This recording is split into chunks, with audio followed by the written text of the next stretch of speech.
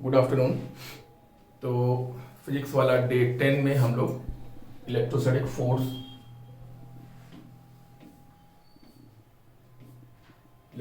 की fourth DPP हम लोग यहाँ पे सॉल्व करने जा रहे हैं। अच्छे अच्छे क्वेश्चन है, ध्यान से देखिएगा। पहला क्वेश्चन है यूनिट ऑफ इलेक्ट्रिक फ्लक्स। तो इलेक्ट्रिक फ्लक्स का फॉर्मूला पहले बताइए। इलेक्ट्रिक फ्लक्स का फॉर्मूला E.S और इस फॉर्मूले के हिसाब से हम लिख सकते हैं volt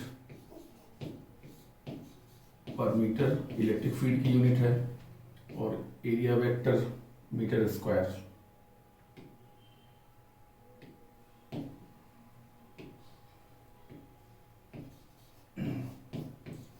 meter square, so this simply become volt metre.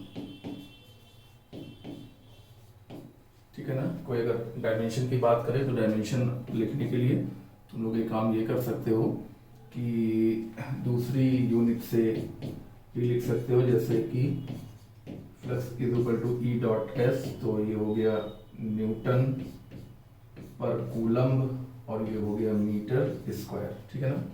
Electric field की दूसरी यूनिट न्यूटन पर कूलम्ब, क्योंकि इलेक्ट्रिक फील्ड को हम ऐसे भी डिफाइन करते हैं electrostatic force per unit charge. हम लोग ऐसे भी इलेक्ट्रिक फील्ड को डिफाइन करते हैं और हम लोग इलेक्ट्रिक फील्ड को माइनस dV/dr से भी डिफाइन करते हैं। तो इसके हिसाब से देखा जाए तो न्यूटन पर कूलम्ब और इसके हिसाब से देखा जाए तो वोल्ट पर मीटर। ठीक है। तो हम लोग इस तरीके से ज़्यादा आसानी से सॉल्व कर सकते हैं। न्यूटन यानी कि फोर्स, mL/2 चार्ज, कूलम्ब यानी AT, है ना। क्यों? क्योंकि Q is equal to IT। I और T फंडामेंटल है, चार्ज डेराइव है, इसलिए चार्ज को हम IT फंडामेंटल में कन्वर्ट करेंगे और मीटर स्क्वायर यानी कि L2। So this become mL3T-3A-1। हालांकि इस क्वेश्चन में केवल यूनिट पूछी गई है, डायमेंशन नहीं पूछी गई है। फिर भी किसी भी क्वेश्चन में कोई चीज़ ना भी पूछी जाए तो भी अगर हम लोग डिस्कस कर ले तो अच्छा रहता है। ठीक है। आगे चलें।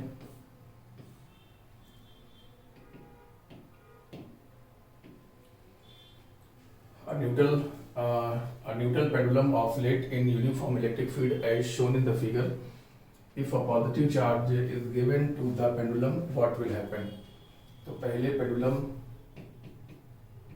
में कोई चार्ज नहीं दिया गया और वो इलेक्ट्रिक फील्ड में ऑसिलेट कराया गया, तो इससे कोई फर्क नहीं पड़ेगा, है ना।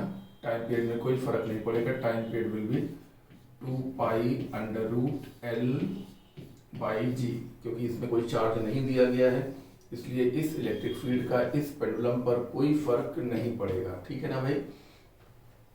लेकिन जब हम इसी पेंडुलम को एक चार्ज हम दे देंगे और तब उसको हम इसी इलेक्ट्रिक फील्ड में वाइब्रेट कराएंगे तो स्थितियाँ थोड़ी सी बदल जाएंगी। होगा क्या कि अब इस पेंडुलम पर वेट के साथ साथ, अब इस पेंडुलम पर, समझ रहे ना बात को, अब इस पेंडुलम पर वेट के साथ साथ एक इलेक्ट्रोस्टैटिक फोर्स भी लगने लगेगा और आपको मालूम होगा इलेक्ट्रोस्टैटिक फोर्स QE के बराबर होता है और ये हो गया रस्सी में टेंशन T। इस प्रकार से जो इफेक्टिव ग्रेविटी होगी वो कम हो जाएगी। इक्वेशन बनेगी T+Fe electrostatic force is equal to mg।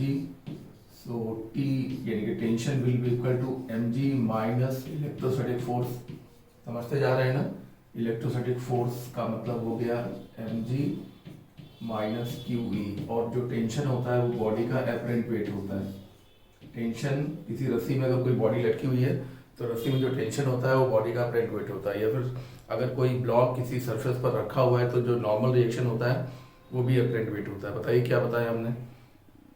अगर पेंडुलम किसी रस्सी में लटका हुआ है या कोई भी बॉडी, कोई भी ऑब्जेक्ट किसी रोप में लटकी हुई है तो रोप में जो टेंशन होगा वो उसका एपरेंट वेट होगा। इसी प्रकार से अगर कोई पर्सन या कोई कार या कोई ब्लॉक किसी सतह पे, रिजिड सतह पे रखा हुआ है तो उस पर जो नॉर्मल रिएक्शन लगता है वही उसका एपरेंट वेट होता है। एपरेंट वेट मतलब आभासी भार।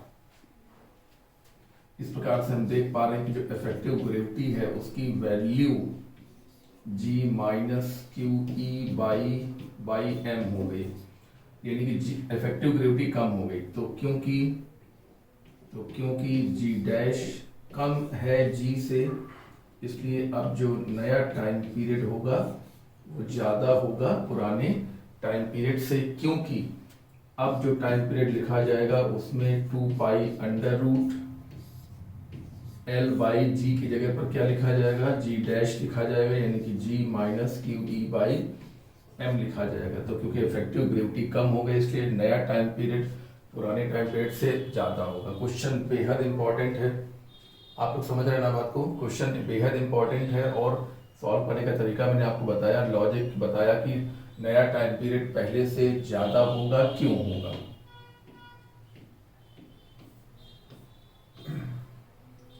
क्वेश्चन है कि ये दोनों चार्जेस को पहचानिए कि पॉजिटिव है कि नेगेटिव है। तो दोनों पर फील्ड लाइंस आ रही हैं और हम जानते हैं कि इलेक्ट्रिक फील्ड लाइंस पॉजिटिव से निकलती हैं और नेगेटिव पर आती हैं। तो क्योंकि ये आ रही हैं इसलिए दोनों चार्जेस नेगेटिव हैं। पहली बात तो ये हो गई, Q1 भी नेगेटिव होगा और Q2 भी नेगेटिव होगा। और दोनों की न्यूमेरिकल वैल्यू देखें तो इस पर देखिए 7 लाइंस आ रही हैं और इस पर भी 7 लाइंस आ रही हैं, इसलिए दोनों का जो मैग्नीट्यूड होगा वो बिल्कुल सेम होगा, दोनों नेगेटिव होंगे और दोनों की जो न्यूमेरिकल वैल्यू होगी वो सेम होगी। जैसे कि ये भी -10 माइक्रोकूलम और ये भी -10 माइक्रोकूलम, या ये -7 माइक्रोकूलम तो ये भी -7 माइक्रोकूलम होगा। क्वेश्चन ये कॉन्सेप्चुअल अच्छा क्वेश्चन है।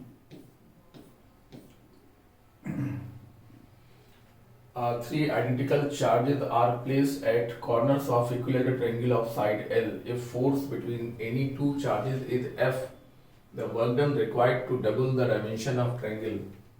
एक ट्रायंगल है, इक्विलेटरल ट्रायंगल, उसके कॉर्नर्स पर 3 चार्जेस Q, Q और Q रखे हुए हैं और ये L है, ठीक है ना। और किन्हीं भी दो के बीच जो इलेक्ट्रोस्टैटिक फोर्स है उसकी वैल्यू F है। जैसे कि इसने इसको जो फोर्स लगाया, आइडेंटिकल चार्जेस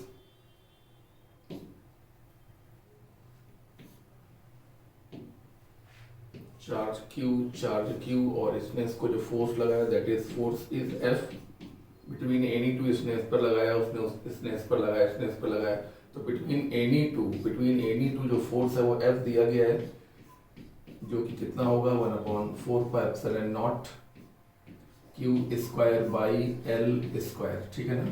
ओके, अब इनका कहना है कि अब हमने इस ट्रायंगल की डायमेंशन को डबल कर दिया, यानी कि तीनों साइड्स जो L थी वो अब 2L हमने कर दी, खींचकर हमने चार्जेस को दूर कर दिया,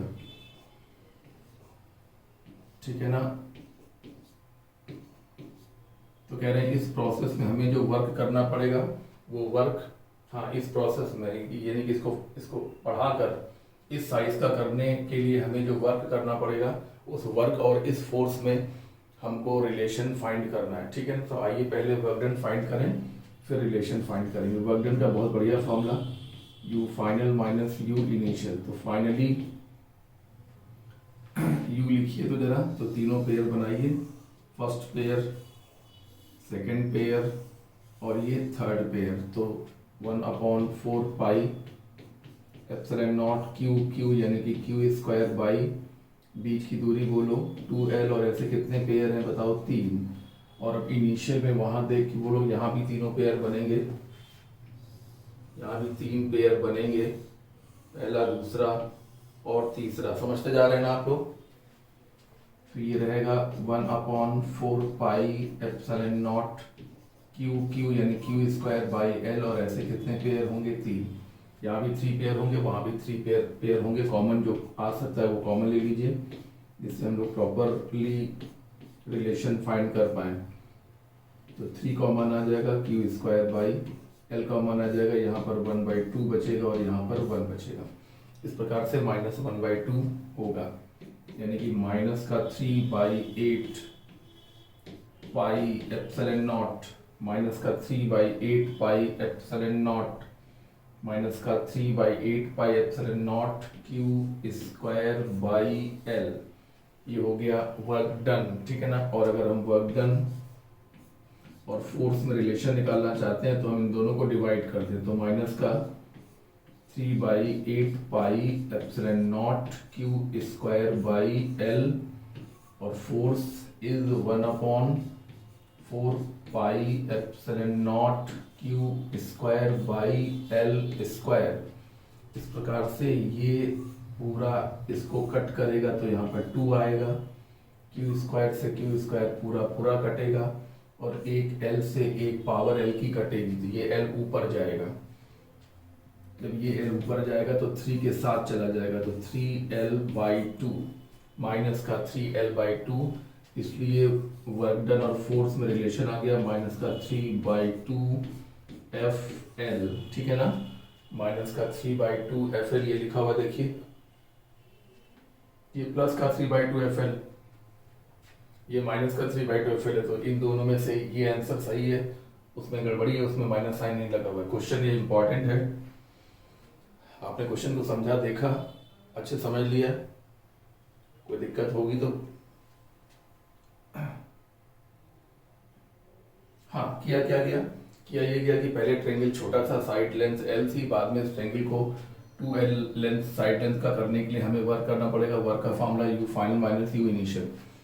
तो U कैसे लिखते हैं, सिस्टम का U कैसे लिखते हैं, सारे पेयर बनाते हैं, ठीक है ना, सारे पेयर, कोई पेयर छूटने ना पाए। तो first pair, second pair, third pair, तो हमने एक पेयर बनाया इंटू 3 कर दिया, क्योंकि तीनों पेयर एक जैसे हैं। इसी प्रकार से यहाँ भी first pair, second pair, third pair, तो हमने एक पेयर बनाया इंटू 3 कर दिया, क्योंकि यहाँ भी एक जैसे 3 पेयर्स हैं, और फिर हम लोगों ने इसको सॉल्व कर लिया।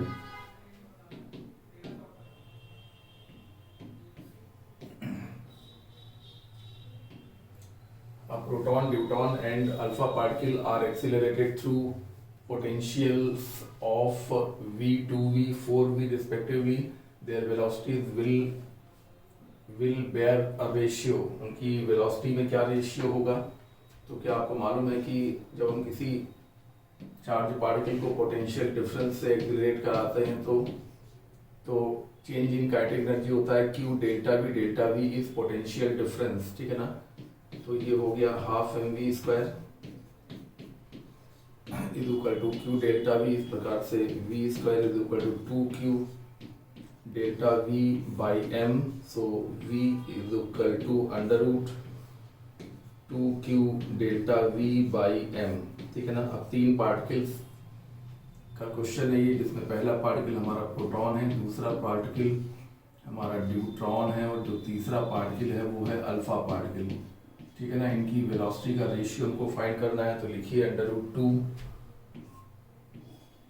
2 charge Q delta V is V and mass is m। अब ड्यूट्रॉन के लिए लिखिए अंडर रूट 2, ड्यूट्रॉन का चार्ज तो Q ही रहता है, पोटेंशियल डिफरेंस सवाल में 2V दिया हुआ है, और मास इसका प्रोटॉन के मास का डबल होता है। ड्यूट्रॉन का मास प्रोटॉन के मास का डबल होता है, क्योंकि ड्यूट्रॉन का मतलब होता है प्रोटॉन प्लस न्यूट्रॉन, और न्यूट्रॉन और प्रोटॉन का मास लगभग सेम होता है।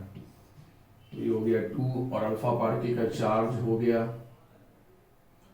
2Q, और पोटेंशियल डिफरेंस कितना है, 4V है, और मास कितना होता है, 4m के बराबर होता है, हाँ, मास 4m के बराबर। तीसरा पार्टिकल हमारा अल्फा पार्टिकल है, जिसका चार्ज प्रोटॉन के चार्ज का डबल, और मास प्रोटॉन के मास का 4 गुना होगा। तो यहाँ पर आप देखिए कॉमन चीजें सब कैंसिल हो जाएंगी, तो यहाँ पर 2 से 2 कैंसिल हो गया, तो यहाँ पर आ गया under root 2QV by m, और यहाँ भी under root 2QV by m, और यहाँ पर 4 से 4 कैंसिल हो गया, तो 4QV बाई m, 1:2:2। एक सेकेंड, प्रोटॉन, ड्यूट्रॉन और अल्फा पार्टिकल का चार्ज 2Q और मास 4m।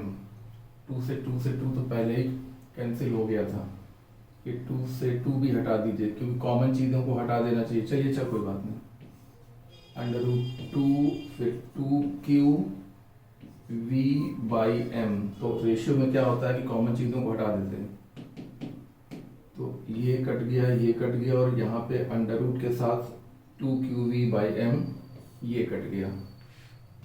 तो यहाँ पर √1 बचा, यहाँ भी √1 बचा और यहाँ पर √2 बचा। तो ये बन गया 1:1:1:2 √2। बहुत अच्छा सवाल है, सिंपल सवाल है लेकिन आपके लिए बहुत रिलेवेंट है। जिस प्रकार के क्वेश्चन आपके एग्जाम में आते हैं बिल्कुल उन्हीं से मिलता जुलता बहुत बढ़िया सवाल है। नोट कर लिया, समझते हुए चल रहे हैं ना आप लोग, बिल्कुल समझते हुए चलिए, है ना। याद करने की कोशिश मत करिए, समझिए आराम से।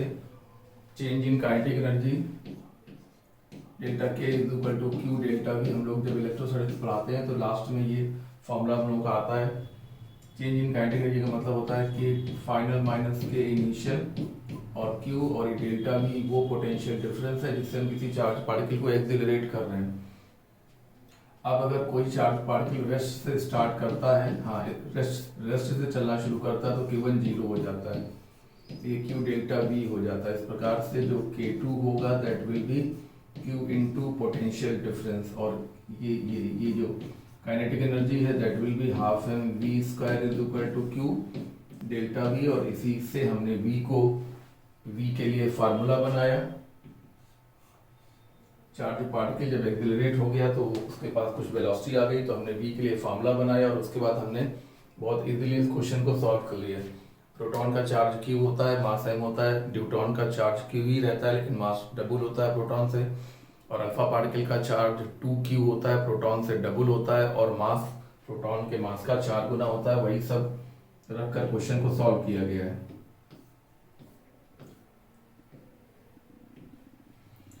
तो electric dipole at a point P r distance, electric potential at a point P r distance away to the point charge Q kept at point A is V। अच्छा, पॉइंट A पर एक चार्ज Q रखा है और इससे r दूरी पर जो पोटेंशियल है उसकी वैल्यू है V, ठीक है ना। तो इनका क्वेश्चन है कि अगर इस चार्ज का डबल चार्ज एक हॉलो स्फीयर को दे दिया जाए जिसका रेडियस 4r हो। ये देखिए, ए को सेंटर मानते हुए ये एक ऐसा स्फीयर बनाना चाहते हैं जिसका जो रेडियस है वो कितना है बताइए, 4r है, ठीक है ना। जैसे ए को सेंटर मानते हुए ये जो रेडियस ये बता रहे हैं ये कितना है बताइए, 4r है। और चार्ज कितना दे दिया गया, इसके चार्ज का डबल, यानी कि ये Q था तो ये कितना हो गया, 2Q हो गया। तो अब उसी पॉइंट P पर हमें नया पोटेंशियल फाइंड करना है। ये देखिए पॉइंट P यहाँ पर, ये देखिए पॉइंट P और ये पॉइंट A को सेंटर मानते हुए एक 4r रेडियस का स्फीयर बनाना है जिसको चार्ज हमें इसका डबल देना है। तो उसी पॉइंट P पर अब कितना पोटेंशियल होगा। तो पहले आइए इस V को तो हम लिख ले पहले, क्योंकि आंसर हमको V के फॉर्म में ही चाहिए। 1/4πε0 Q/r, यहाँ तक क्लियर है। और अब इस P पर लिखिए तो इसको P1 मान लें, इसको P2 मान लें। तो आइए अब देखते हैं एट पॉइंट P2 पोटेंशियल जो होगा, हाँ जो पोटेंशियल होगा वो सरफेस के पोटेंशियल के बराबर होगा। मालूम होगा आप लोगों को कि हॉलो स्फीयर के मामले में अंदर वही पोटेंशियल होता है जो सरफेस पर होता है। ये स्फीयर ठीक से बना नहीं हुआ है, इतनी जगह नहीं है, समझ लो कि ये एक मेटल का हॉलो स्फीयर है और इसके अंदर वही पोटेंशियल होता है हर पॉइंट पर जो इसकी सरफेस पर होता है। तो सरफेस पर कितना पोटेंशियल होता है बोलो, सरफेस का पोटेंशियल होता है 1/4πε0 Q रेडियस। तो चार्ज कितना है, 4πε0 चार्ज है 2 स्मॉल q और रेडियस है 4r, है ना। ये देखिए रेडियस, ये इस स्फीयर का रेडियस है, ये देखिए ये 4r, ठीक है ना। तो this become 1/2 of 1/4πε0 Q/r means this is V/2, ठीक है ना। तो अब यहाँ पर पोटेंशियल V/2 होगा because V is equal to 1/4πε0 Q/r और ये है half of 1/4πε0 Q/r। So now उसी पॉइंट पर पोटेंशियल V था और अब उसी पॉइंट पर पोटेंशियल V/2 होगा। किया क्या गया है, एक पॉइंट चार्ज Q था, उससे r दूरी पर पोटेंशियल V था। अब पॉइंट A को सेंटर मानते हुए 4 गुने रेडियस का गोला बनाया गया मेटल का और उसको इसका डबल चार्ज मतलब 2Q चार्ज दे दिया गया। तो अब उसी लोकेशन P पर पोटेंशियल फाइंड करना है। तो ये लोकेशन स्फीयर के लिए इनसाइड हो गई और स्फीयर के इनसाइड वही पोटेंशियल होता है जो सरफेस पर होता है। सरफेस पर पोटेंशियल का फॉर्मूला है 1/4πε0 चार्ज अपॉन रेडियस। चार्ज जो है वो इस चार्ज का डबल है और रेडियस जो है वो इस r का 4 गुना है। तो ये 1/2 ऑफ दिस बन गया। ये भी बहुत ही बढ़िया क्वेश्चन है, अच्छा क्वेश्चन है।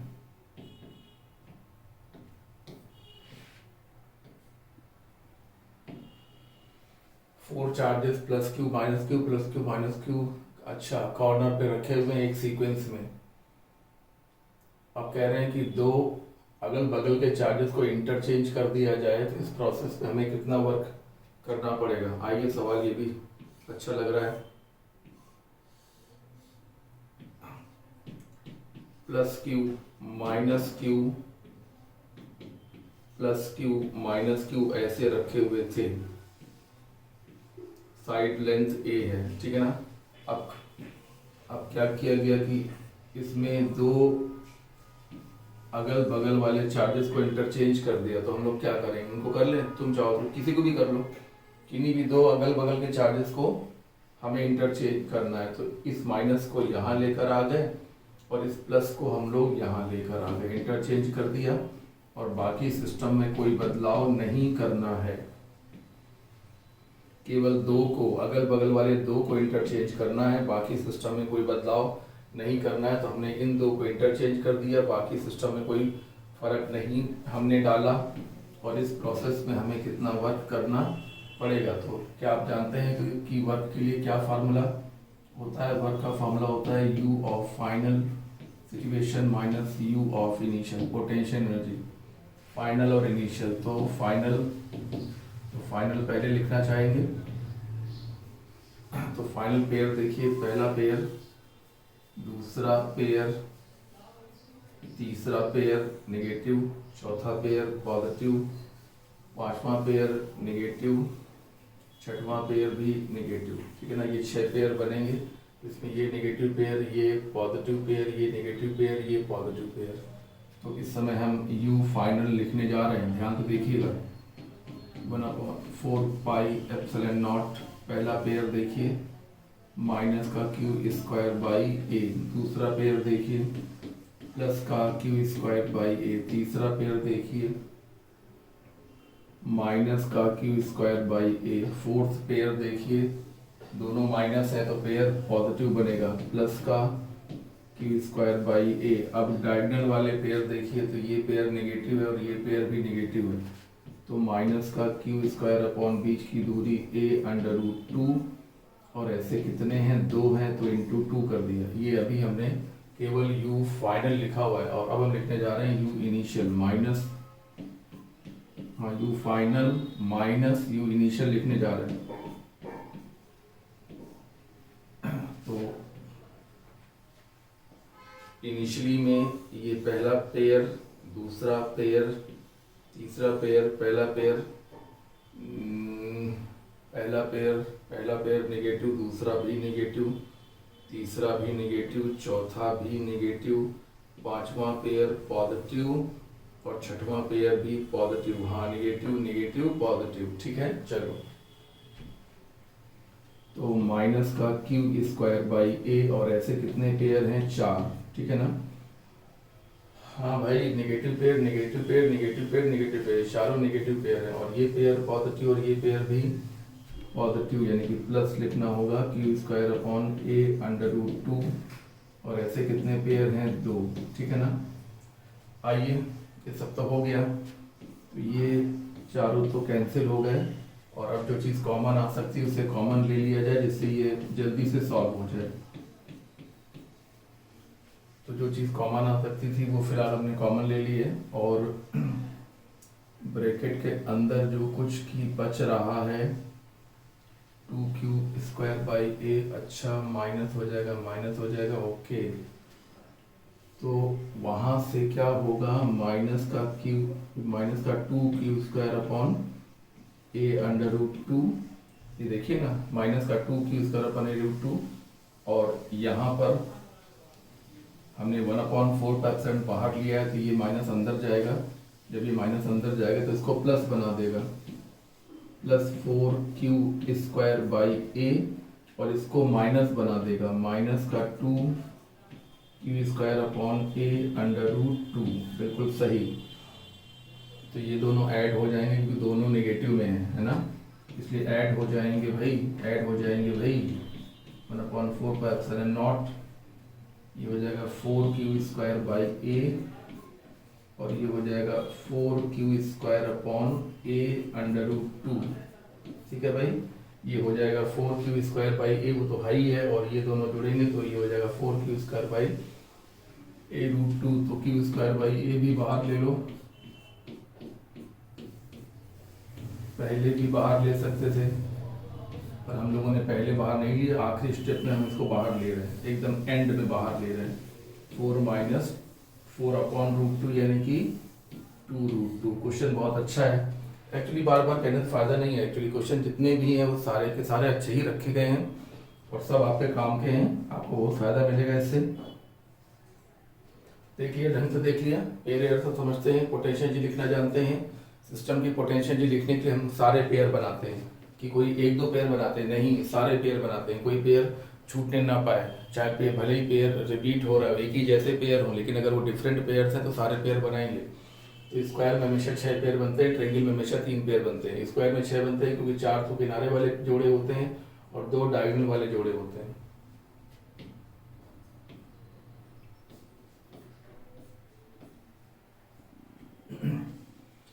Two concentric spheres of radius r and 2r are charged. The inner sphere has charge 1 microcoulomb, outer has 2 microcoulomb.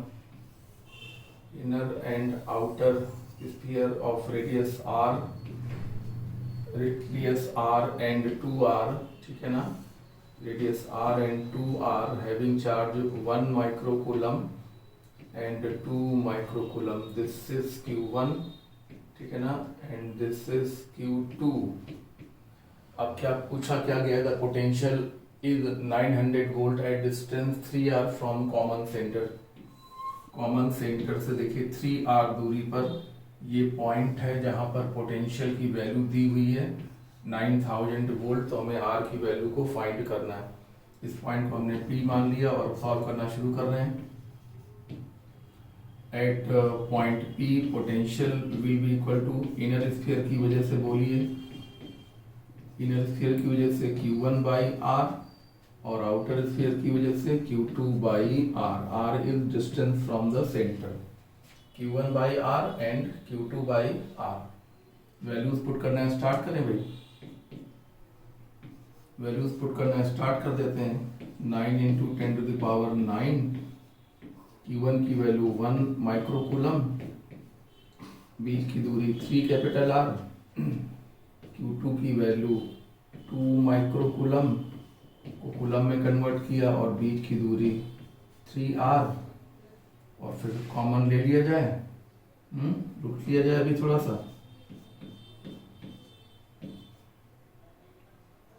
This become 3 × 10⁻⁻6 upon 3R, because ये 1 × 10⁻⁻6 और ये 2 × 10⁻⁻6 दोनों मिलकर 1 + 1 2 + 1 हो गया 3। 3 से 3 कैंसिल करवा लिया जाए, चलिए 3 से 3 कैंसिल करवा लीजिए, जल्दी से जल्दी सिंप्लीफाई करिए भाई। 9 × 10⁻3, हाँ देखिए ये +9 और ये -6, तो +3 अपॉन में R इज इक्वल टू 9000, तो 9000, ये देखिए ये भी 9000, ये भी 9000, ये दोनों कैंसिल हो गए, और 1/r इज इक्वल टू 1, और जब 1/r is equal to 1, hence r is equal to 1 metre.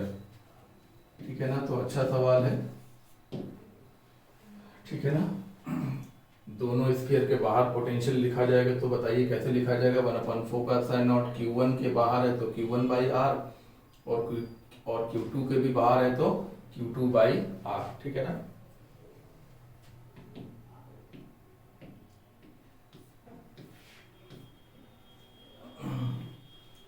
ring of radius r is having two charge q and 2q distributed on its two half part. The electric potential at a point on its axis at distance 2√2r.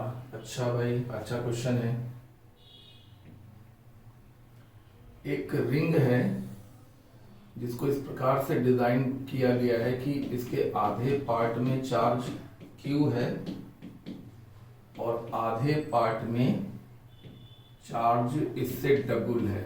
ये देखिए, ये ज्यादा dense है, double कर दिया गया है। Potential को सिर्फ डिस्टेंस से मतलब होता है, डिस्टेंस कम डिस्टेंस ज्यादा उस पर डिपेंड। अब देखिए, ये सेंटर है, सेंटर से ये दूरी देखिए 2√2r है, जिसको हम लोग स्मॉल r कह रहे हैं, ये 2√2r है। अब इस पॉइंट P की ध्यान से देखिएगा, इस आधे रिंग से जो दूरी होगी है ना, इस आधे रिंग से भी वही दूरी होगी। और जब दोनों हाफ रिंग से दूरियां बिल्कुल बराबर होंगी, हाँ ये d होगा, ये भी d होगा बिल्कुल। यहाँ से सतह से यहाँ की दूरी भी d होगी, सतह से यहाँ की दूरी भी d होगी। और ये क्या होगा बताइए, ये होगा रेडियस ऑफ द रिंग। हाँ ये d होगा भैया, ये पीछे वाला पोर्शन है और ये आगे वाला पोर्शन है, तो ये अगर d होगा तो ये भी d होगा, है ना। और ये d कैसे लिखा जाएगा बताइए, d लिखने का तरीका क्या होगा, under root r square plus small r square, ठीक है ना। Under root r square plus small r कितना है, देखो ये 2√2r है, तो 2√2r का स्क्वायर करो, 2√2r का स्क्वायर करो, तो ये बन गया 1r स्क्वायर, आर स्क्वायर बन गया, ये 8r स्क्वायर बन गया, ये अंडर रूट 9r स्क्वायर बन गया, अंडर रूट 9r स्क्वायर बन गया, मतलब ये 3r बन गया, ठीक है ना। अब हमें पॉइंट P पर पोटेंशियल लिखना है। पॉइंट P पर पोटेंशियल लिख दीजिए। टोटल चार्ज कितना है रिंग का, टोटल मिला के बताओ, 3q है, ठीक है ना। तो 1/4 pi epsilon not, 1/4 pi epsilon not, पूरा चार्ज कितना है 3q, और पूरी दूरी कितनी है बताइए 3r है, तो 3 से 3 कैंसिल हो गया, तो 1/4 pi epsilon not q by r। बहुत बढ़िया क्वेश्चन है और कंफ्यूज करने के लिए दिया गया है कि आधी रिंग में चार्ज 2q है, आधी रिंग में चार्ज q है। पोटेंशियल को इस बात से मतलब ही नहीं था, पोटेंशियल को इस बात से मतलब होता है कि टोटल चार्ज कितना है और क्या दूरी हर जगह से एकदम बराबर बराबर दूरी है। तो यहाँ से भी d है, यहाँ से भी d है, यहाँ से भी d है, यहाँ से भी दूरी d है, यहाँ से भी दूरी d है। तो जब सारी दूरियां बिल्कुल बराबर हैं तो टोटल चार्ज मिलकर अपना प्रभाव बनाएगा, और टोटल चार्ज कितना 2q और q मिलकर 3q बाई r। रिंग के वजह से पोटेंशियल के लिए इसको सॉल्व किया गया, ठीक है। आगे चलें।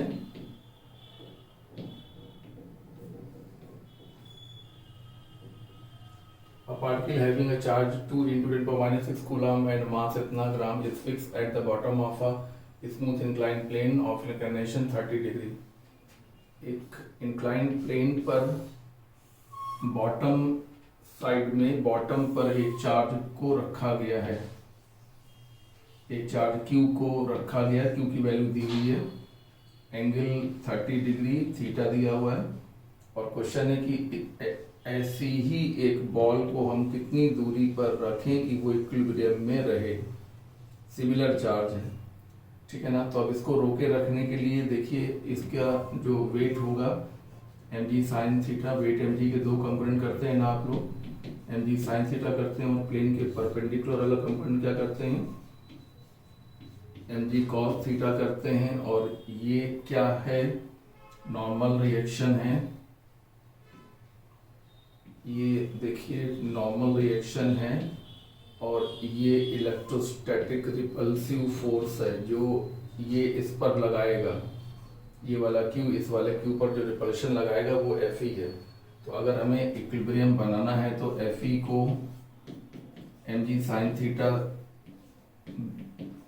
Fe mg साइन थीटा को बैलेंस करेगा। तो इलेक्ट्रोस्टैटिक फोर्स कैसे लिखेंगे, 1/4 pi epsilon not q1 q2 यानी q स्क्वायर बाई बीच की दूरी बीच की दूरी, इन दोनों के बीच की दूरी मान लिया कि r है, तो r square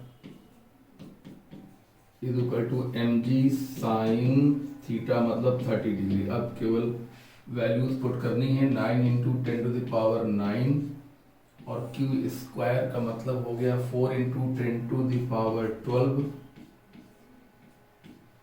10 to the power -12 और r हमको कैलकुलेट करना है। मास 100 ग्राम को हमने किलोग्राम में कन्वर्ट किया, जी की वैल्यू और साइन 30, ठीक है ना, जी की वैल्यू और साइन 30। तो इधर से तो देखें तो ये तो सिंप्लीफाई हो ही गया, और यहाँ देखें तो ये आपका 36 into 10 to the power -3 by r square is equal to 1/2। ये सोल्यूशन अपने एकदम आखिरी स्टेप में है। अब आइए यहाँ देख लीजिए, तो r square is equal to 72 into 10 to the power -3, ये आपका मीटर स्क्वायर है, ठीक है ना। और हमारे जो ऑप्शन है वो सेंटीमीटर में दिए हुए हैं, तो इसको हम सेंटीमीटर में कन्वर्ट करने जा रहे हैं। तो 72 into 10 to the power -3 into 10 to the power 4 centimetre square.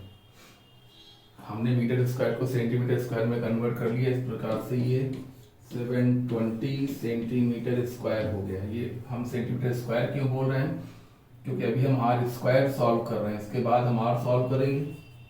तो r यानी कि √720 हो गया सेंटीमीटर, तो ये आपका 26 पॉइंट समथिंग ये है, तो ये आपका 27 सेंटीमीटर अप्रॉक्स में आंसर है। जो रियल आंसर है वो 26.8 के आसपास आना चाहिए, जो कि 27 के बहुत करीब है। तो हम ऑप्शन लगाएंगे, आपका ऑप्शन डी लगाएंगे। तो देखिए क्वेश्चन आपके लिए बहुत अच्छे क्वेश्चन है। इन होमवर्क वाले वीडियोस को आप लोग देखते रहें, नोट करते रहें, या अगर नोट नहीं करना है तो केवल वीडियो ही देखते हैं, इससे सारा काम आपका चल जाता है। तो ऐसे ही काम चला लीजिए, और अगर नोट करने की आवश्यकता पड़ती है तो नोट करने के लिए आपको इतना समय दिया जा रहा है। देख लीजिए, आपको दिख रहा होगा सब कुछ। इस सवाल में क्या हुआ कि एक चार्ज बॉटम पे था, ऐसा ही एक चार्ज यहाँ रखा जाना था। तो क्वेश्चन है कि कितनी दूरी पर रखें कि ऊपर वाला नीचे खिसकने ना पाए। नीचे खिसकने ना पाए यानी कि mg साइन थीटा को कोई बैलेंस करने वाला हो, तो mg साइन थीटा को बैलेंस करने वाला इलेक्ट्रोस्टैटिक फोर्स होगा, जबकि normal reaction mg cos theta को बैलेंस करेगा। तो प्लेन के परपेंडिकुलर इक्वेशन बनाने से कोई फायदा नहीं है इस सवाल में, क्योंकि ये दोनों एक दूसरे को कैंसिल कर रहे हैं, और यहाँ से कोई काम भी नहीं चल रहा, यहाँ से r नहीं आ पाएगा। ये दोनों बराबर हैं, लेकिन r निकालने में हमको हमारी हेल्प नहीं करेंगे। और हम अगर इन दोनों को इक्वल करेंगे तो हमारे को कूलम्स लॉ में r स्क्वायर दिखाई पड़ेगा, और जब r स्क्वायर दूरी दिखाई पड़ेगी तो हम उसकी वैल्यू को भी फाइंड आराम से कर सकते हैं, ठीक है ना। तो अच्छी तरीके से देखते रहिए, ठीक से नोट करते रहिए, और रेगुलर देखते रहिए, इकट्ठा मत करिए। ऐसा न करिए कि 3-4-5 दिन का काम इकट्ठे कर रहे हैं। तो ये होमवर्क वाला डे 10 और ये इलेक्ट्रोस्टैटिक्स की 4 DPP, उसके पहले हम लोगों ने ग्रेविटेशन की हम लोगों ने 7 DPPs करी थी, और ये हम लोग इलेक्ट्रोस्टैटिक्स में आ गए हैं 4 DPP। इस प्रकार से भी हम लोग electrical conduction, simple circuit, heating effect, modern physics, wave, ये सब करते रहेंगे। लेकिन आप जब रेगुलर करते रहेंगे तो होता रहेगा। अगर आप इकट्ठा करेंगे तो इकट्ठा तो देखो हम भी कर लेते हैं, तो नहीं हो पाता है कि इकट्ठा कर लिया कि आज कराएंगे, कल कराएंगे, ये चैप्टर आज कराएंगे, एक दिन रुक गए, बुकलेट नहीं आ पाई, फिर सोचा चलिए अच्छा परसों से कराएंगे, परसों तक बुकलेट आ जाएगी, फिर परसों भी अगर वो रुक गई तो फिर वो एक हेक्टिक शेड्यूल बन जाता है और हमारे लिए टेंशन हो जाता है। तो इसी प्रकार से आप लोग भी ये देखेंगे तो इकट्ठा करने के बजाय रोज एक बार देख लीजिए, नया DPP देख लीजिए। पुराना कोई देखना है तो पुराना जो लग रहा हो कि नहीं हमको 2 बार देखना चाहिए, उसको 2 बार देख लीजिए भाई। और नया DPP रोज के रोज एक बार मिलता है आपको, एक दिन में एक बार देख लीजिए, ठीक है। चलिए।